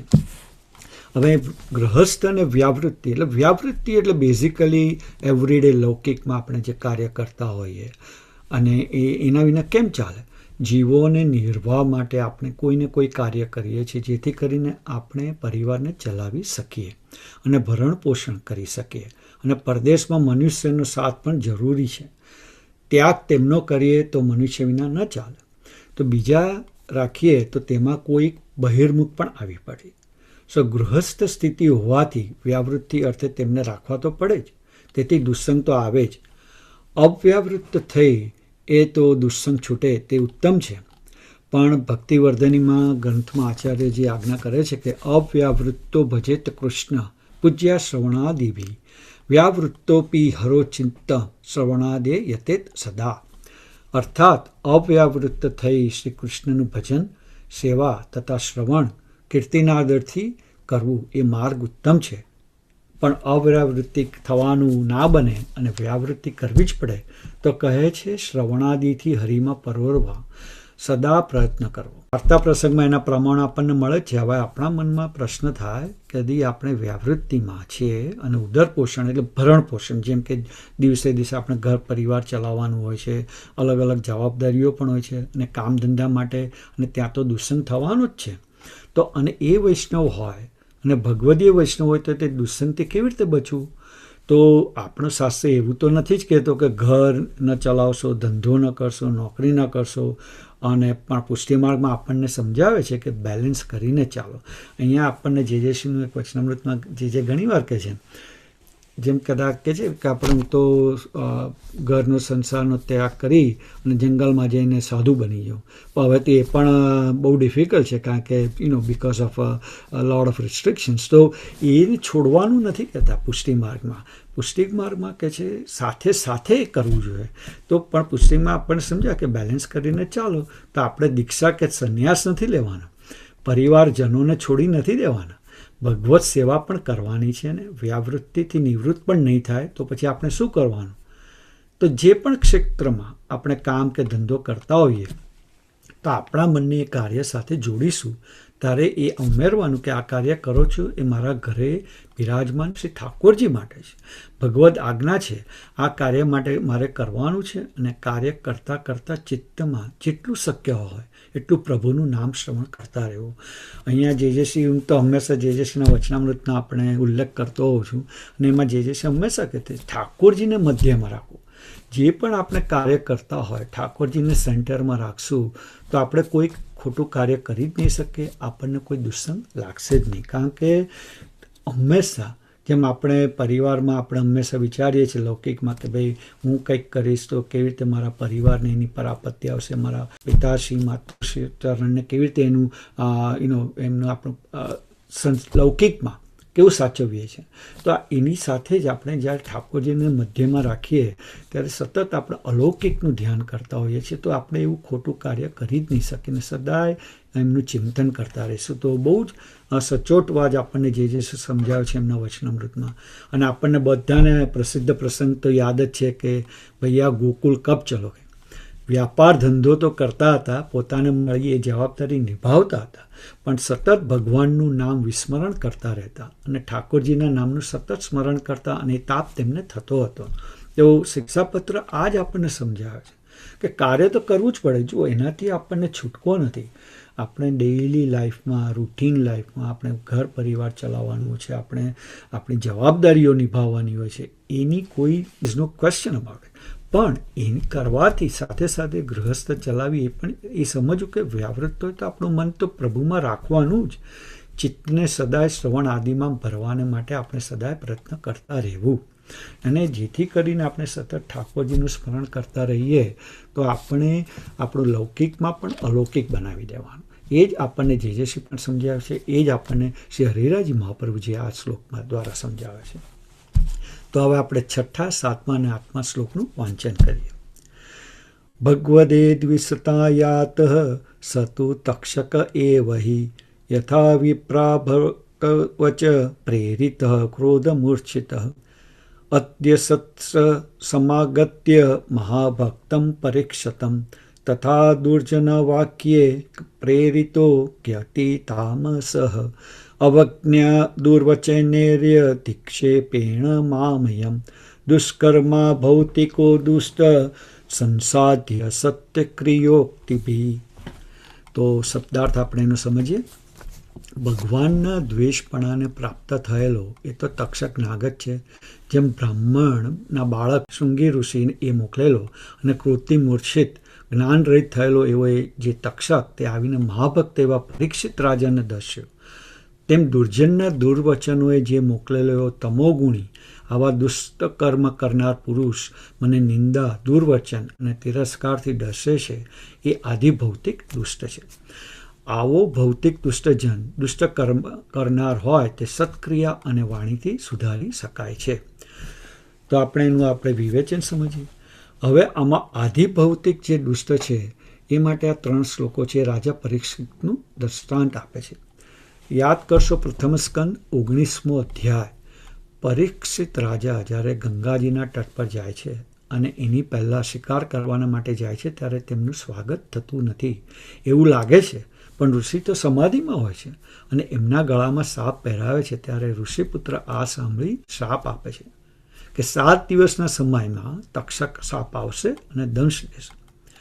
હવે રાજા પરીક્ષિત તો ભગવત ભક્ત હતો, ભગવત ધર્મમાં ચતુર હતો. એ ભક્ત હોય એની રક્ષા ભગવાને કરી હતી, તો પણ તેને કળયુગના કાળ દોષથી દુર્બુદ્ધિ ઉત્પન્ન થાય છે. આ જે પ્રસંગ એ છે એને અહીંયા આગળ સમજાયું કે તે પ્રમાણે 5મા શ્લોકમાં વ્યાવૃત્તિ દુસ્સંગ થાય છે એ સમજાયું, અને અહીંયા ભાવના દોષના કારણે જે પરિણામ આવ્યું એ દુસ્સંગને સમજાયું. કાળ અસર કરે છે, માનીએ કે ન માનીએ. મહાભક્ત એવા પરીક્ષિત રાજાની બુદ્ધિ પણ કળી કાળના દોષથી ભ્રષ્ટ થઈ. આપણને એ વાર્તા પ્રસંગ ખબર જ છે, આપણે જાણીએ જ છે કે કેવી રીતે પરીક્ષિત રાજાએ માથે મુકટ પહેરીને કાળ કેવી રીતે એમના મસ્તકમાં ગયો અને કેવી રીતે એમની બુદ્ધિ આટલા ભક્તપ્રિય હતા, ભગવત ધર્મમાં ચતુર હતા, છતાંય કાળનો દોષ એમને આવ્યો જ. અને એ વખતે જે એમણે કાર્ય કર્યું એનાથી એમને આ શ્રાપ લાગ્યો. જો પરીક્ષિત રાજા મહાભક્ત હતા અને જ્યારે ભગવાને એમની રક્ષા ગર્ભમાં પણ કરી હતી, ત્યારે ભગવાને તક્ષક સર્પના દંશ સમય કેમ ન કરી? એમ શંકા થાય, અને સ્વાભાવિક છે. તો સમાધાન એ છે કે પરીક્ષિત દ્વારા કેટલુંક કાર્ય ભગવાનને કરાવવું હતું તે કરાવ્યું, અને પછી શ્રી ભાગવતની પ્રવૃત્તિ લોકોમાં કરાવી હતી. તેથી શાપના નિમિત્તે તેને સ્વલ્પ સમયમાં મોક્ષ આપે એવું શ્રીમદ ભાગવતનું શ્રવણ શ્રી ગંગાજીના તટ પર બેસાડી શ્રી સુખદેવજી દ્વારા કરાયું. આ પ્રકારે શ્રીમદ ભાગવતની કથાનો લોકોમાં પ્રચાર થયો. તો કેવું ઉત્તમ આપણે every time we have to think every negative situation is a positive behind it. કેવી રીતે આ શ્રાપ દ્વારા આપણને ભાગવતજીનું સ્મરણ કરાયું અને આપણને એની કથાનો આપણને લાભ મળ્યો, અને કેવી રીતે આપણા જીવનો ઉદ્ધાર કર્યો એ ના સાપ દ્વારા કેવી રીતે પરીક્ષિત દ્વારાજી આપણને આનો ઉલ્લેખ થાય છે. તો આ દુસ્સંગ પણ તક્ષક જેવો છે, એટલે બચીને રહેવું અને સદા શ્રી ઠાકોરજીના નામનું સ્મરણ કરતા રહેવું. કળી કાળમાં દુષ્ટ થયેલો જીવ 3 પ્રકારના છે: આધિભૌતિક, આધ્યાત્મિક અને આધિદૈવિક. હવે 3 જીવોમાંથી આધિભૌતિક અને આધ્યાત્મિક પ્રકારે દુષ્ટ જીવો તો કોઈ પણ સમયે ભગવત ધર્મમાં આ પ્રવૃત્ત થાય છે. તો આધિભૌતિક દુષ્ટ કોણ? આપણને પ્રશ્ન થાય. તો આધિભૌતિક દુષ્ટ જે કહે છે કે દુષ્કર્મો દુનિયામાં ખરાબ કામ કરનારો છે, દુષ્ટ કામ કરનારો છે, જેવા કે ચોરી કરે, અશ્લીલ બોલે, નિંદા કરે, કોઈની હિંસા કરે, ધર્મશાસ્ત્રોએ જેને પાપ કહે છે, એવા પાપ કરનારો જે જીવ એ આધિભૌતિક રીતે દુષ્ટ છે. તો શ્રી હરિરાયજી મહાપ્રભુજી સમજાવે છે કે આવા માણસો મૂળભૂત રીતે ખરાબ નથી હોતા, પણ સંગથી ખરાબ બન્યા હોય છે. જેના સંગમાં આવ્યા એની અસર એમના વર્તનમાં થાય અને એની એવી ટેવ પડી જાય. આવો પાપી માણસ સુધરી શકે જ્યારે એને સારો સંગ મળે, સત્પુરુષોનો સંગ મળે તો તે પાપીમાંથી પુણ્યશાળી બને, દુષ્ટમાંથી ભક્ત બને. એવા અનેક દાખલા છે, અને બહુ જ જાણીતો દાખલો આપણને તો ખબર જ છે, મહર્ષિ વાલ્મીકીનો છે. તો કહેવાનો ભાવાર્થ એ છે કે સંગ એ કેટલો ઇમ્પોર્ટન્ટ છે, કે કોની સાથે તમે હળી મળી રહ્યો છો. સુવિચાર, આપણે સત્વિચાર આપણે આગલા શ્લોકોમાં જાણ્યું કે આપણા વિચારોની સાથે જે વ્યક્તિ, જે આપણને વૈષ્ણવ મળતા હોય એની સાથેના સંગમાં રહો તો સદાય આપણે દુસ્સંગથી બચતા રહીએ. કારણ કે દુસ્સંગ તો એવરી સેકન્ડ આપણી સાથે છે. જેમ આપણે પહેલાં 4 શ્લોકોમાં જાણ્યું છે કે આપણે ટીવી હોય કે આપણું મોબાઈલ એપ હોય કે અલગ અલગ વ્યક્તિઓ હોય, એના દ્વારા આપણને સતત પ્રેરિત થઈ જઈએ છીએ દુસ્સંગમાં જવા માટે. આપણને એટલા લોભ આવ્યા તો આ યુગમાં છે, તો એનાથી બચતા રહેવું એ જ આપણને અહીંયા સમજાવે છે. ને વાલ્મીકી ઋષિજીનો આપણને તો સર્વને ખબર જ છે કેવી રીતે કે વાલિયા લૂંટારામાંથી નારદ મુનિના સંગમાં આવીને વાલ્મીકી થયા. તો really it is very important. આ સત્સંગ આવી રીતે કરતા રહીએ તો આપણે પણ આપણા અમુક જે દુસ્સંગ હોય એ છૂટા થાય. આપણે બીજા આધ્યાત્મિક દુષ્ટ જાણીએ તો આધ્યાત્મિક દુષ્ટ એટલે જ્ઞાન દુષ્ટ. અને જ્ઞાન દુષ્ટ જીવનનું લક્ષણ બતાવતા કહ્યું કે જે અજ્ઞાની છે એ જ્ઞાન દુષ્ટ કહેવાય, અથવા તો જે અન્યથા જ્ઞાની છે એ પણ જ્ઞાન દુષ્ટ કહેવાય, કારણ કે એને સદધર્મોનું સિદ્ધાંતોનું જ્ઞાન નથી. અને જ્ઞાન નહીં હોવાથી એ શ્રી મહાપ્રભુજીના સિદ્ધાંતથી વિપરીત જીવન જીવે છે. જેમ કે કોઈ જીવને અન્નની આશ્રય એટલે શું એની જ્ઞાન નથી, માટે અન્યાશ્ય કરે છે. કોઈ જીવને સેવાના સાચા સ્વરૂપનું જ્ઞાન નથી, માટે ઘરમાં ગૃહ સેવા કરતો નથી. કોઈને સેવા કરતા ભાવનાનું આદિનું જ્ઞાન નથી, માટે ક્રિયાવત થાય છે. તે એવો અજ્ઞાની જીવ જે જીવ છે અને જ્ઞાન દુષ્ટ જીવ કહ્યો છે. માણસનો એક સ્વભાવ છે કે એને પોતાના અજ્ઞાનનો પત્તો લાગતો નથી. જે માણસને પોતાનું અજ્ઞાન સમજાય ને તો એનો બેડો પાર થઈ જાય. આપણે અરીસામાં ઊભા રહીએ તો આપણને ખબર પડે કે આપણે કેવા છીએ, કોણ છે. આપણને તો લાગે કે આપણે બહુ જ્ઞાની છીએ, પણ જ્યારે અરીસામાં ઊભા રહીએ ત્યારે આપણાથી વધારે જાણકારની સામે ઊભા રહે તો આપણને ખબર પડે કે આપણું જ્ઞાન કેટલું છે. તો રિયલી આ ઇમ્પોર્ટન્ટ છે કે આપણે જાણવું જોઈએ કે આપણે કેટલું સમજીએ છીએ. તો જ્ઞાન દુષ્ટનો એક બીજો પ્રકાર છે અન્યથા જ્ઞાની. તો અન્યથા જ્ઞાની એટલે શું? ઉલટું જ્ઞાન ધરાવનાર. સંપ્રદાયના સિદ્ધાંતને જાણવા છતાં એનાથી ઉલટું જ્ઞાન જે પોતાના માટે પણ ઉપયોગમાં લે છે ને બીજાને બતાવે છે તે. અન્યથા જ્ઞાની ગૃહ સેવા કરવી જોઈએ એવું જાણવા છતાં ગ્રહ સેવા ન કરે અને ગ્રહ સેવાથી વિરુદ્ધ વાત કરે. અહીંયા એક વાર્તા યાદ આવે છે. એક ગામમાં એક વૈષ્ણવ આવ્યા અને કોઈકે પૂછ્યું કે તમે કેમ પધારે? એટલે કહે કે હું તો સત્સંગ કરાવવા આવ્યો છું. ત્યારે વૈષ્ણવ ખુશ થયા અને કે બહુ સારું, આજે સત્સંગ દુર્લભ છે. આપના જેવા વૈષ્ણવોનો અમને સત્સંગ મળશે એટલે આનંદ થશે. પેલા વૈષ્ણવે સહજ પૂછ્યું કે આપણે સાથે ઠાકોરજી બિરાજે છે? એટલે કહે કે ના, હું તો સખડી ભોગ ધરતો હતો પણ સેવા છોડી દીધી. કેમ? સત્સંગ કરાવવા ગામે ગામે ફરવામાં ઠાકોરજીનું સચવાતું નથી. આ અન્યથા જ્ઞાન બીજાને સત્સંગ કરાવવા જો જાતે સેવા છોડી દે બીજાને શો બોધ આપશે. માટે આવા અન્યથા જ્ઞાની પણ જ્ઞાન દુષ્ટ છે. શ્રી હરિરાયજી આજ્ઞા કરે કે આવા જ્ઞાન દુષ્ટ જીવોને સુધારવા કષ્ટ સાધ્ય. એમને સુધારવાનું બહુ જ અઘરું. સંગથી પાપી બનેલો સુધરે પણ જ્ઞાનથી જાણી સમજીને પાપી બનેલો જીવ ન સુધરે. અહીંયા મને જેજેસીની એક વાત બહુ સત્સંગના વચનામૃતમાં યાદ આવે છે. ત્યારે એમણે કહ્યું કે આજકાલ જ્ઞાની આપણને દુસ્સંગ કોઈ બીજા વ્યક્તિઓથી નહીં મળે, પણ જે ભક્તો દ્વારા પણ મળી શકે દુસ્સંગ. કારણ કે જે પોતાને જેને જ્ઞાનનું બહુ જ અહમ હોય, એમને એમ હોય કે પોતાને બહુ જ જ્ઞાન, ઘણાને એ જ્ઞાનનું અભિમાન ચડી જાય છે અને એ જ્ઞાન આપણને દુસ્સંગ અપાવે છે. તો રિયલી એ સચોટ વાત છે કે જ્ઞાનનું જેને મદ હોય એ બહુ મોટો અજ્ઞાની છે. કારણ કે એ વ્યક્તિને તેમ જ લાગે કે ઓહ, મારા જેવું કોઈ બીજું છે નહીં. પણ એ ભૂલી જાય કે મહાપ્રભુજીની ઉપર કોઈ છે જ નહીં, ઠાકોરજીની ઉપર કોઈ નથી. તો રિયલી આપણે એવા સંઘથી બચતા રહેવું જોઈએ અને સત્સંગ દ્વારા, સત્સંગના માધ્યમથી સાથે રહેવું. તો આ જ્ઞાન દુષ્ટને સુધારવાનો કોઈ ઉપાય નથી. તો કહે છે ઉપાય પણ થઈ શકે. કેવી રીતે? તો કે પ્રભુની કૃપા થાય તો એને સાચું જ્ઞાન મળવાથી સુધરે. જેમ 84 વાર્તાઓ પૈકી આપણે સમજીએ છીએ કે એમાં અનેક વિદ્વાન હતા. જે મહાદેવના ઉપાસક હતા, જે ગણેશજીના પણ ઉપાસક હતા. એ બધાને શ્રી મહાપ્રભુજીના મુખારવિંદની સાચું જ્ઞાન મળવાથી એમનું જીવન બદલાયું. એટલે આવા જીવોને પણ જો સાચો સત્સંગ મળ્યા કરે અથવા આપતા રહીએ તો પ્રભુ કૃપાથી કદાચ એમનામાં પણ સાચું જ્ઞાન આવે. તેથી જ હું તો હજી પણ કહું છું કે આપણા આ જે નેશનલ સત્સંગ દ્વારા વૈષ્ણવને જણાવતા રહ્યું. કારણ કે ઘણીવાર આપણને જે જ્ઞાનનો મદો છે, આપણે જ્યારે બીજા વૈષ્ણવો આપણને એનું સમજણ આપે છે ત્યારે આપણું આંખ ખુલે છે ને આપણે એ દુસ્સંગથી બચી જઈએ છીએ. તો હવે શ્રી હરિરાયજી મહાપ્રભુજી ત્રીજા પ્રકારના દુષ્ટ જીવને સમજાવે છે અને એ છે આધિદૈવિક દુષ્ટ, જેને પ્રેમ દુષ્ટ અથવા ભક્તિ દુષ્ટ કહેવામાં આવે છે. શ્રી હરિરાયજી વ્યાખ્યા આપી જે પ્રેમથી દુષ્ટ છે એ મહાદુષ્ટ, એ કદી સુધરતો નથી. એને માટે પ્રયત્ન પણ ના કરવો. પ્રેમ દુષ્ટ એટલે શું? પ્રેમ દુષ્ટ એટલે પ્રેમ શૂન્ય, જેના હૃદયમાં પ્રેમ જેવું કોઈ તત્વ જ નથી, જેને ખરેખર પ્રભુ ઉપર પ્રેમ જ નથી, પ્રભુ માટે કોઈ લાગણી નથી. આવો લાગણી શૂન્ય માણસ હોય એ મહાદુષ્ટ જાણવો. કારણ કે પુષ્ટિ માર્ગ એ પ્રેમનો માર્ગ છે, કૃપાનો માર્ગ છે. અને જેને પ્રભુ પ્રત્યે પ્રેમ જ ન હોય એ પ્રભુની સેવા શું કરે? અને જેને પ્રભુ પ્રત્યે પ્રેમ ન હોય તમને પણ શું સત્સંગ આપી શકે? તો એ ખરેખર તો મહાદુષ્ટ છે. આધિદૈવિક દુષ્ટ જીવો તો કદાપી ભગવત ધર્મમાં આવતા જ નથી. તેથી એમનો સંગ સર્વથા ત્યજવો.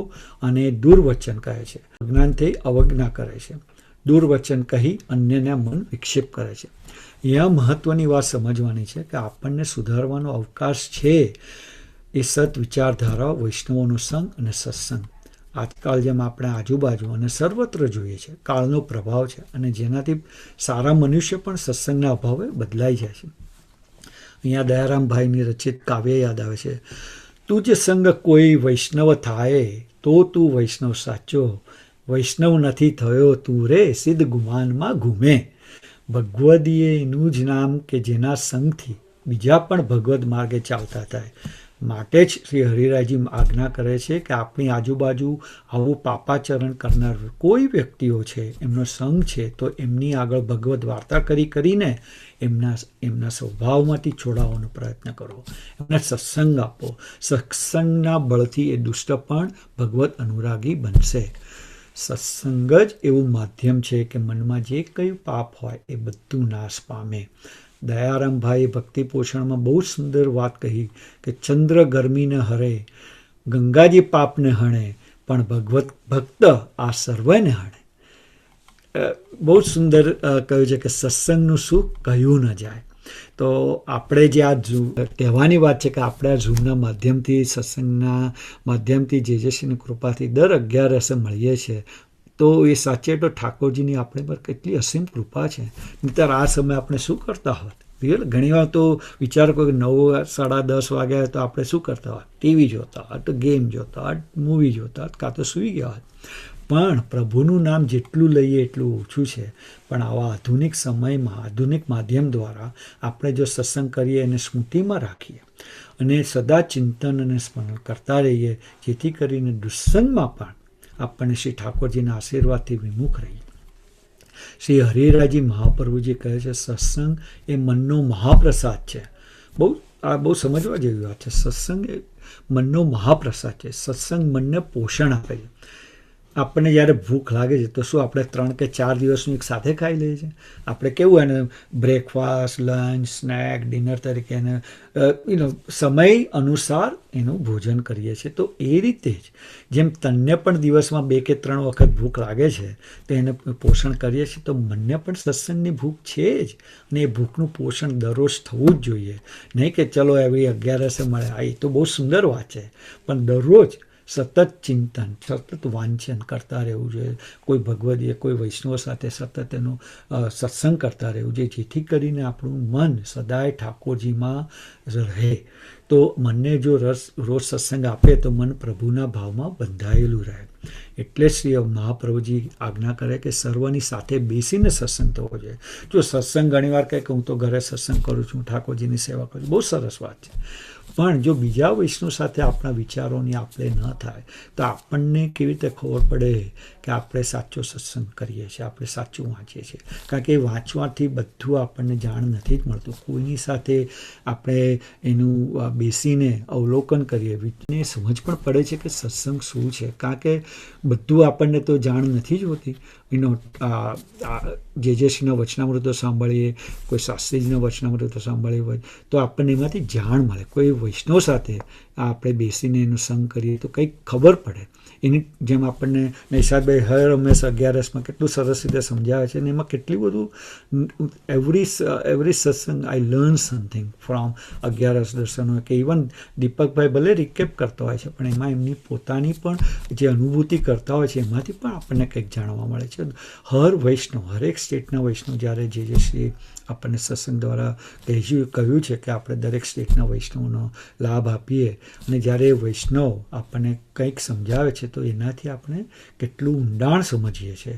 અને પુષ્ટિમાર્ગ તો દરિયો છે, જે કહે છે ને, આપણે તો હજી છપછપિયા જ કરીએ છીએ ઊભા રહીને.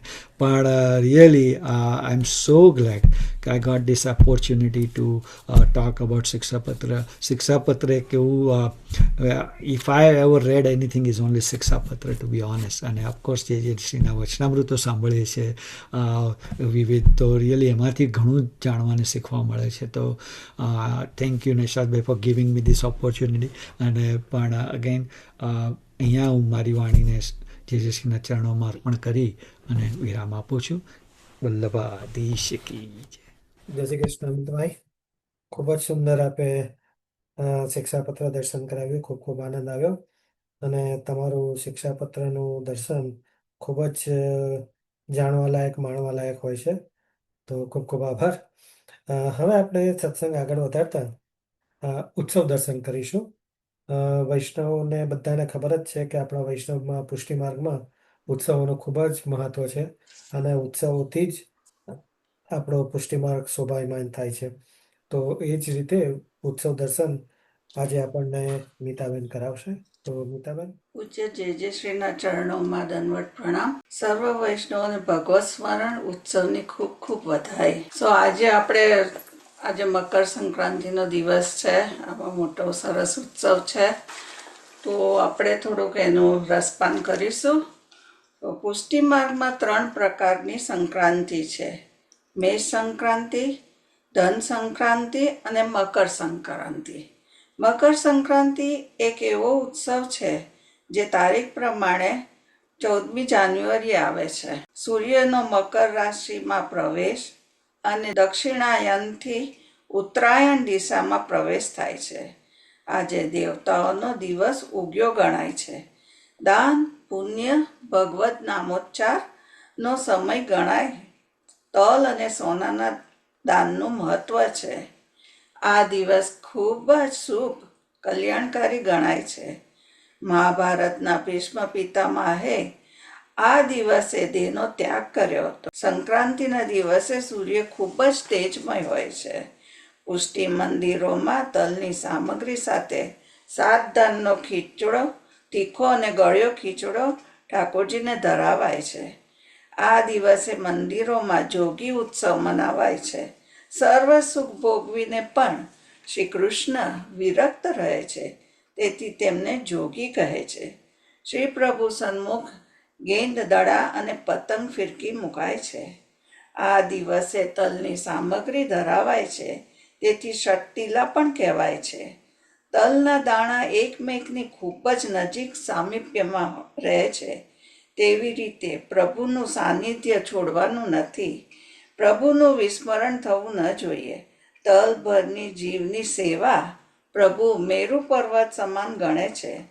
તલભર પણ આપણી નજર પ્રભુના રૂપ માધુર્યથી છૂટવી જોઈએ નહીં. પુષ્ટિ નભમાં પ્રભુ કૃપા રૂપી પતંગને પુષ્ટિ સિદ્ધાંતો રૂપી દોરીની મદદથી રોજ ચગાવીને રોજ મકર સંક્રાંતિ મનાવવી જોઈએ. પૂરી નિષ્ઠાથી ફિરકી પ્રભુના હાથમાં પકડાવાની.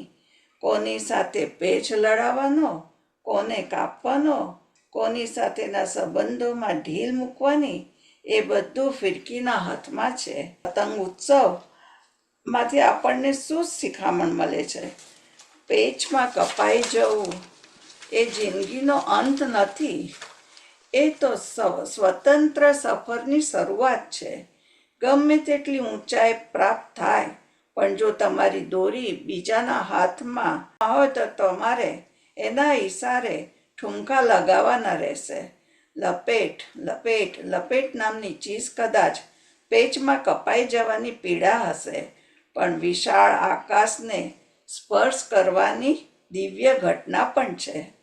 પતંગ એ જીવ, દોરી એ શ્રી બ્રહ્મ સંબંધની દીક્ષા. કન્ના એટલે આપણે પેલી કન્યા બાંધે છે ને પતંગમાં, એ શ્રી વલ્લભે બાંધ્યા અને તે દોરીનો છેડો અને ફિરકી પ્રભુના હાથમાં પધરાવ્યા.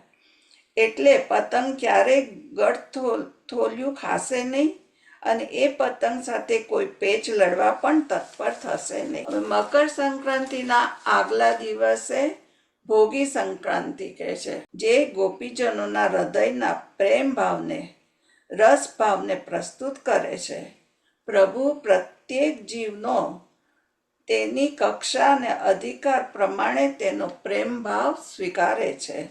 ભોગી ઉત્સવની ભાવના અતિ ગૂઢ હોય, જલ્દીથી સામાન્ય જીવને સમજાવાતી નથી. તેના પદનું જ્ઞાન સમજીને કરવાથી સમજાશે. ભોગી ભોગ કરત સબ રસકો, નંદ નંદન યશોદા કો જીવન, ગોપીન પ્રાણપતિ સર્વસ્વ કરે. પ્રભુ સ્વયં ભોગી છે, જે પુષ્ટિ જીવોને ભોગવે છે. જેમ ભ્રમર પુષ્પનો રસ ચૂસે છે, તેમ પ્રભુ પોતાના વાલા પ્રિય ભક્તોના હૃદયમાં રહેલો પ્રેમ રસ ચૂસે છે. પ્રભુનું વિસ્મરણ તલના દાણા જેટલું પણ કરવાનું નથી. શ્રી હરિરાયજી પણ સમજાવે છે કે ભગવદીઓના ભાવને પ્રભુ સ્વીકારે છે અને તેથી ભક્તની ભક્તિમાં વૃદ્ધિ થાય છે.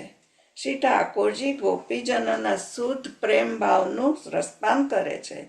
નંદનંદન જીવો વાત્સલ્ય ભાવ, મધુર ભાવ, સખ્ય ભાવ, દાસ્ય ભાવ વગેરે ભાવના ભોગી છે. શ્રી યશોદાજીના જીવન પ્રાણ શ્રી કૃષ્ણ ગોપીજનોના પ્રાણ આધાર છે.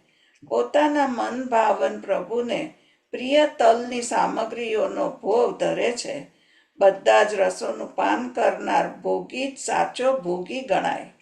બધા જ પ્રકારના રસોને ભોગવવાનું સામર્થ્ય ભોગીમાં છે. નંદની પાસે રાજસ ભાવનો ભોગ, શ્રી યશોદાજી પાસે સાત્વિક ભોગ અને વ્રજભક્તો પાસે નિર્ગુણ ભાવનો ભોગ. આમ પ્રભુ આ ત્રણેય પ્રકારના ભોગને ભોગવે છે. માતા યશોદા પર્વ મનાવે, ભોગી કે દિન તિલ લડુઆ, લે લાડી લે લાલન કો જુ જીમાવે. પ્રભુ કયા કયા રસનો ભોગ કરે છે?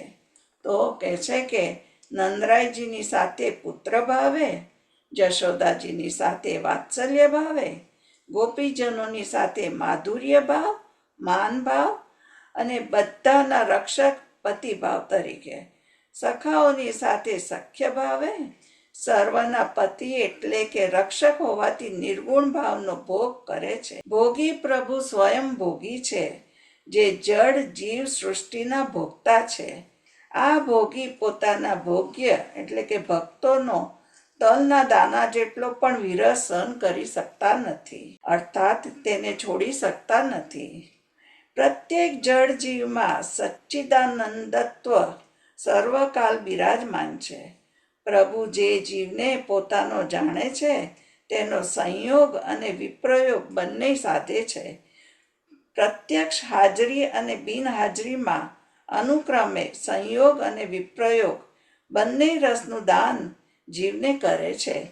તેથી ભોગી ભક્તો તેમના યશોગાન કરે છે. પ્રભુ પણ જીવનો સ્નેહ જાણી તેમનો ભોગ ગ્રહણ કરે છે. દાખલા તરીકે પદ્મનાભદાસજીના છોલે, જેમાં 56 ભોગથી વિશેષ આનંદ માણે છે. ભોગી ભોગ કરત રસ રસકો, આસપાસ પ્રભુ નિત્ય મન ફૂલે, ગાવત ભક્ત સૂચકો, ભોગી ભોગ કરત સબ રસકો. પતંગ ઉત્સવ આપણને શું શીખવે છે? પેચમાં કપાઈ જવું એ જિંદગીનો અંત નથી, એ તો સ્વતંત્ર સફરની શરૂઆત છે. ગમે તેટલી ઊંચાઈ પ્રાપ્ત થાય, પણ જો તમારી દોરી બીજાના હાથમાં હોય, એના ઈશારે ઠુમકા લગાવવાના રહેશે. શ્રી યશોદાજીના જીવન પ્રાણ શ્રી કૃષ્ણ ગોપીજનોના પ્રાણ આધાર છે. પોતાના મન ભાવન પ્રભુને પ્રિય તલની સામગ્રીનો ભોગ ધરે છે. બધા જ રસોનું પાન કરનાર ભોગી જ સાચો ભોગી ગણાય. બધા જ પ્રકારના રસોને ભોગવવાનું સામર્થ્ય ભોગીમાં છે. નંદની પાસે રાજસ ભાવનો ભોગ, શ્રી યશોદાજી પાસે સાત્વિક ભોગ અને વ્રજભક્તો પાસે નિર્ગુણ ભાવનો ભોગ. આમ પ્રભુ આ ત્રણેય પ્રકારના ભોગને ભોગવે છે. આ આપણે આજે થોડુંક રસપાન કર્યું મકર સંક્રાંતિ અને ભોગી સંક્રાંતિ વિશે. અને પૂજ્ય જયશ્રીના ચરણોમાં મારા દંડવત પ્રણામ. સર્વ વૈષ્ણવોને ભગવત સ્મરણ અને વધાય, ખૂબ ખૂબ વધાય. ખૂબ જ સરસ આપે ઉત્સવ દર્શન કરાવ્યું. મકર સંક્રાંતિ અને પતંગ ઉત્સવ વિશે ખૂબ ખૂબ જાણવા મળ્યું. ખૂબ ખૂબ આભાર. હવે આપણે સત્સંગ આગળ વધારતા વાર્તાજી દર્શન કરીશું. વાર્તાજી દર્શનમાં આપણે 252 વૈષ્ણવની વાર્તા લઈએ છીએ. તો આજે એનું દર્શન આપણને મયુરભાઈ કરાવશે. તો મયુરભાઈ. વલ્લભાધીશ કી જય, શ્રી ગુસાઈજી પરમ દયાલ કી જય, શ્રી દ્વારકેશ લાલ પ્યારે કી જય. જયશ્રીના ચરણ કમલમાં દંડવત પ્રણામ. બધા વૈષ્ણવોને ભગવત સ્મરણ અને આજના ઉત્સવોની વધાઈ. આજે 252 વૈષ્ણવની વાર્તામાંથી આપણે માધવદાસ કાયસ્થ વાર્તા 18મીનું રસ દર્શન કરીશું. શ્રી ગુસાઈજીના સેવક માધવદાસ કાયસ્થ તેમની વાર્તાનો ભાવ જાણીએ. ભાવ પ્રકાશ. આ માધવદાસ સાત્વિક ભક્ત છે. લીલામાં એમનું નામ સરસની છે. આ માધવદાસ સરહાનપુરમાં એક ધનવાન કાયસ્થને ત્યાં જન્મ્યા. તે કાયસ્થને બીજી કોઈ સંતતિ નથી. મા બાપને માધવદાસ ખૂબ સ્નેહ કરતા. આમ કરતાં માધવદાસ 18 વર્ષના થયા ત્યારે કોઈ કામવશ એક દિવસ માધવદાસ દિલ્હી આવ્યા.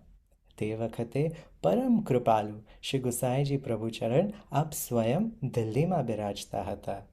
નિગમબોધ ઘાટ ઉપર શ્રી ગુસાઈજી પોતે નિત્ય તે સમયે સ્નાન અને સંધ્યા કરવા માટે પધારતા હતા. એક દિવસ માધવદાસે નિગમબોધ ઘાટ ઉપર સ્નાન કરવા માટે આવ્યા ત્યારે સહજ શ્રી ગુસાઈજીના દર્શન થયા. શ્રી ગુસાઈજીના સુંદર અને અદ્ભુત તેજ ભર્યા દર્શન કરતા માધવદાસ ચકિત થઈ ગયા. શ્રી ગુસાઈજી તો કૃપાના સાગર છે. પોતે આપ માધવદાસ સામે દ્રષ્ટિ કરી અને સહજ માધવદાસને વિનંતી કરી કે મહારાજ કૃપા કરી મને સેવક કરો. અહીંયા દ્રષ્ટિ માત્રથી કૃપાનો આ પ્રસંગ છે. એવા આપણા શ્રી ગુસાઈજીનો પ્રભાવ જાણવા મળે છે અને વિચાર કરવા જેવી વાત છે કે કેવા અદ્ભુત શ્રી ગુસાઈજી છે કે જેને જોતા જ સમર્પણની ભાવના આવી ગઈ માધવદાસને. વાર્તા આગળ વધતા ત્યારે શ્રી ગુસાઈજી માધવદાસને પૂછ્યું કે તમે કોણ છો? માધવદાસ એ વિનંતી કરતાં કહ્યું કે હે મહારાજ, હું કાયસ્થ છું, સરહાનપુરમાં રહું છું. મહારાજ, આજે આપના દર્શનથી મોટી કૃપા થઈ. સાથે માધવદાસે સ્નેહપૂર્વક વિનંતી કરી કે હવે આપ મને જલ્દી શરણે લો. ત્યારે શ્રી ગુસાઈજી માધવદાસની આરતી જોઈ નવડાવી અને નામ નિવેદન કરાવ્યું. ત્યારબાદ માધવદાસે વિનંતી કરી કે મહારાજ, હવે મારું કર્તવ્ય શું છે? ત્યારે શ્રી ગુસાઈજી ખૂબ દયા કરી માર્ગની રીત સમજાવી અને આજ્ઞા કરી કે ભગવત સેવા કરો. માધવદાસ કહ્યું કે ઘરમાં મારા મા બાપ શૈવ છે, શિવજીની પૂજા કરનાર છે, તેથી સેવા કઈ રીતે કરું? શ્રી ગુસાઈજી માધવદાસને આજ્ઞા કરી કે તું હાથે રસોઈ કરી માનસીમાં ભોગ ધરી પ્રસાદ લેજે, કોઈના પણ હાથનું લેજે નહીં. આમ કરવાથી તને આપમેળે માર્ગ સ્ફુરશે. આવા આશીર્વાદ શ્રી ગુસાઈજીએ પોતે માધવદાસને આપ્યા. અહીંયા એ પણ સહજ દર્શન થાય કે કોઈ પણ પ્રોબ્લેમ હોય, સોલ્યુશન તો ગુરુ સાનિધ્ય, ગુરુ આજ્ઞા અને ગુરુ વચનામૃત કરી આપે છે. વાર્તા પ્રસંગ 1. માધવદાસના માતા પિતાએ વાત જાણી કે માધવદાસે બ્રહ્મ સંબંધ નામ નિવેદન પામ્યા છે ત્યારે એમને આ સાંભળી અને માધવદાસને જુદા કર્યા અને કંઈ પણ દ્રવ્ય આપ્યું નહીં. માધવદાસના પિતા એવા દુષ્ટ હતા કે જ્યારે માધવદાસને જોયા ત્યારે પોતાના મનમાં ખૂબ ખેદ કરે અને ગામના લોકોને કહેતા ફરે કે આ માધવદાસ તો હવે વૈષ્ણવ થયો છે, તેથી આ મારે કોઈ કામનો નથી રહ્યો. આમ કરતાં કેટલાક દિવસો વ્યતીત થયા. થોડા દિવસ બાદ જ્યારે પિતા 75 વર્ષના થયા ત્યારે એમના મનમાં વિચાર આવ્યો કે મેં અગાઉમાં ઘણા દુરાચારો કર્યા છે, તેથી હવે જો બને તો તીર્થયાત્રા કરું. તેઓ પોતાની સ્ત્રીને લઈને ઘરમાંથી ₹4000 લઈ તીર્થ કરવા નીકળ્યા અને બધું દ્રવ્ય એવી રીતે મૂક્યું કે માધવદાસને મળે નહીં. ઘરથી નીકળી દિલ્હી નજીક આવ્યા ત્યારે મથુરાના ચોબા 10-20 કોસ પર સામે આવી એમને લઈ ગયા. ત્યાં એ ચોબાઓએ એમને કહ્યું કે તમે તીર્થયાત્રા જાઓ છો તો ગુરુમુખી થઈને જાઓ તો તીર્થયાત્રાનું ફળ તમને મળશે. ત્યારે એમને મનમાં થયું કે દ્રવ્યની લાલચે દ્રવ્ય પડાવી લેવા માટે મને 20 કોસ પરથી લઈ આવ્યો છે આ ચોબો, અને મારો ગુરુ બની મને શું કૃતાર્થ કરશે? હું શરણે જઈશ તો માધવદાસના ગુરુને શરણે જઈશ. આવો ભાવ એમના મનમાં નિશ્ચિત થયો. તેથી કોઈનું કહ્યું એમને માન્યું નહીં. બંને સ્ત્રી પુરુષ મથુરાથી સીધા પ્રયાગ જવા નીકળ્યા અને ઘણા દિવસ બાદ તેઓ અડેલ પહોંચ્યા. અડેલ શ્રી ગુસાઈજીના મુકામ પર પહોંચતા દ્વારપાલ દ્વારા શ્રી ગુસાઈજીને ખબર કરાવી કે મહારાજ માધવદાસના પિતા આવ્યા છે. અતિ કરુણા સ્વરૂપ શ્રી ગુસાઈજીએ તેમને અંદર બોલાવ્યા. ભીતર આવી સ્ત્રી પુરુષ શ્રી ગુસાઈજીના દર્શન કરી ખૂબ આનંદ પામ્યા. શ્રી ગુસાઈજીએ તેમને બેસવાની આજ્ઞા કરી અને તેઓ સહજ રૂપે દંડવત કરી બેસ્યા. શ્રી ગુસાઈજીએ માધવદાસના ખબર અંતર પૂછ્યા. શ્રી ગુસાઈજીનો એવો પ્રભાવ થયો કે માધવદાસના પિતાએ શ્રી ગુસાઈજીને વિનંતી કરી કે તેઓ બંનેને શરણે લે. શ્રી ગુસાઈજી ખૂબ દયા કરી એમને આજ્ઞા કરી કે સ્નાન કરાવો. સ્નાન કર્યા બાદ શ્રી ગુસાઈજીએ તેમને નામ નિવેદન કરાવ્યું. તેઓ બંને શ્રી ગુસાઈજીના દર્શનાર્થે ખૂબ દિવસ અડેલ રહ્યા. ઘણા દિવસો વ્યતીત થયા બાદ શ્રી ગુસાઈજીએ તેમને પૂછ્યું કે તમને તીર્થયાત્રા કરવાની બાકી છે ને? તો માધવદાસના પિતા કહે કે રાજ, અમારો મનોરથ તો એવો છે કે નિત્ય અહીંયા રહી આપશ્રીના દર્શન કરીએ અને આપશ્રીના શરણમાં રહીએ. શ્રી ગુસાઈજીએ આજ્ઞા કરી કે આવું નહીં કરવું. ભગવદીઓએ તો કુશળતાપૂર્વક લૌકિક પણ રાખવું જોઈએ અને પાળવું જોઈએ. પછી ગુરુની આજ્ઞા માનતા એમને પાસે જે 4000 હતા તેમને ભંડારમાં જમા કરાવી ભેટ ધરી અને પુરોહિત પાસેથી રકમ કર્જે લઈ અને ગયા શ્રાદ્ધ કરી આવ્યા. થોડા સમય બાદ પાછા અડેલ આવ્યા ત્યારે તેમને માધવદાસને સમાચાર જણાવી ઘરમાં જ્યાં દ્રવ્ય મૂક્યું હતું એ લખી એક પત્ર મોકલાવ્યો અને કહ્યું કે આ બધું લઈ તું અડેલ આવજે. ઘણા દિવસો બાદ જ્યારે પત્ર માધવદાસને મળ્યો, માધવદાસ તો સમાચાર જાણી અને ખૂબ જ આનંદ પામ્યા કે પોતાના માતા પિતા સન્મુખ થયા છે, શરણાગત થયા છે. તેઓ તુરંત જ જ્યાં દ્રવ્ય હતું એ લઈ અને નીકળી ગયા અડેલ તરફ. જ્યારે કેટલાક દિવસ પછી માધવદાસ આવ્યા ત્યારે તેઓ બધા સાથે મળી શ્રી ગુસાઈજીને સન્મુખ થયા. ત્યારે માધવદાસના પિતાએ કહ્યું અને શ્રી ગુસાઈ સન્મુખ સ્વીકાર્યું કે આ અલૌકિક પ્રાપ્તિ આપની કૃપાથી માધવદાસની આડીથી પ્રાપ્ત થયેલ છે.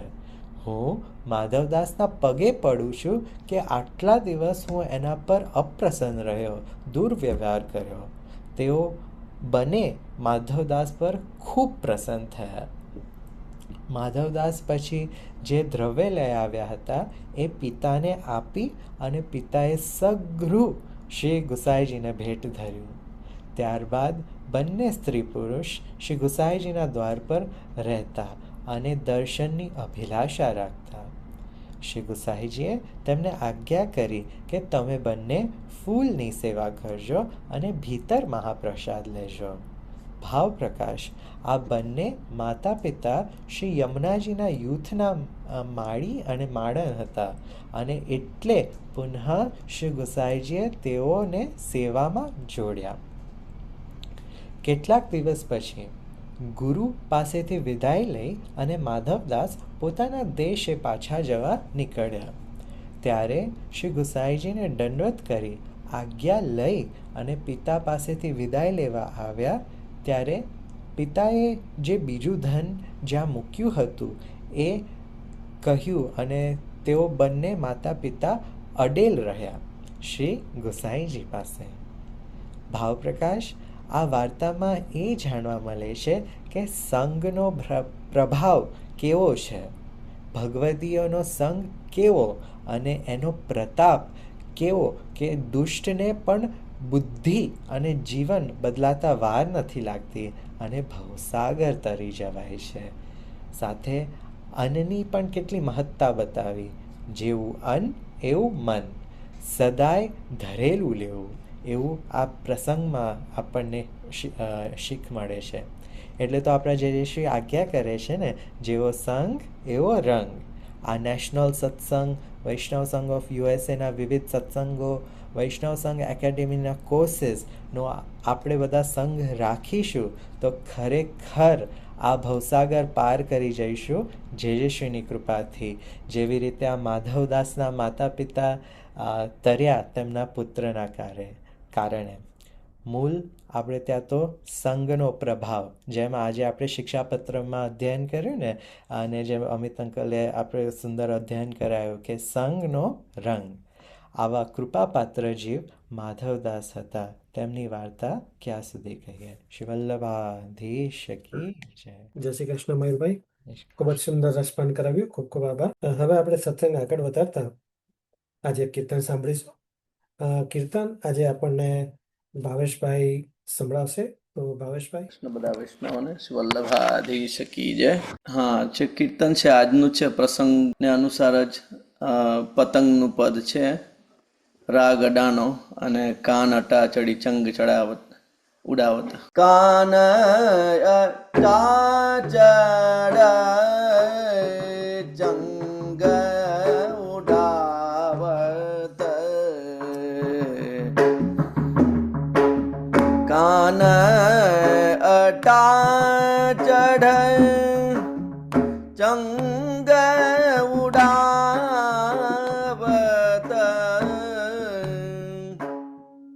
હોય પુને યાગન હું તે હેરો.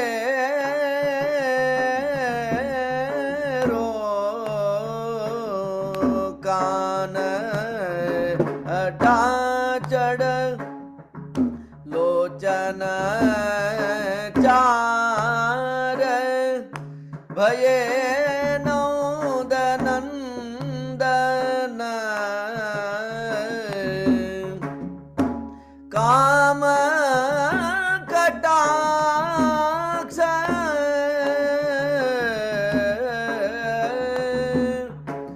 भयो भटु मेरो. कान अटा चढ़ की तो रही समुजाय सखी रे. हट करना मानत बहुतेरो. नंद दास प्रभु अवधो मिले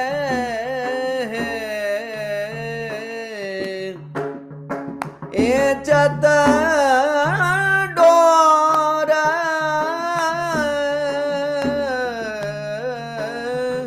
किधो मन मेरो. कान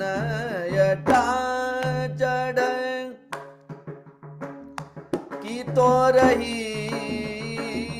समुझाय सखी रे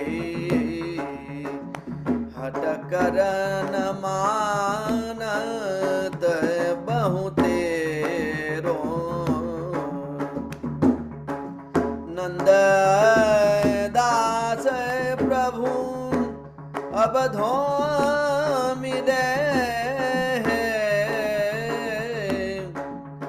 ए चत डोर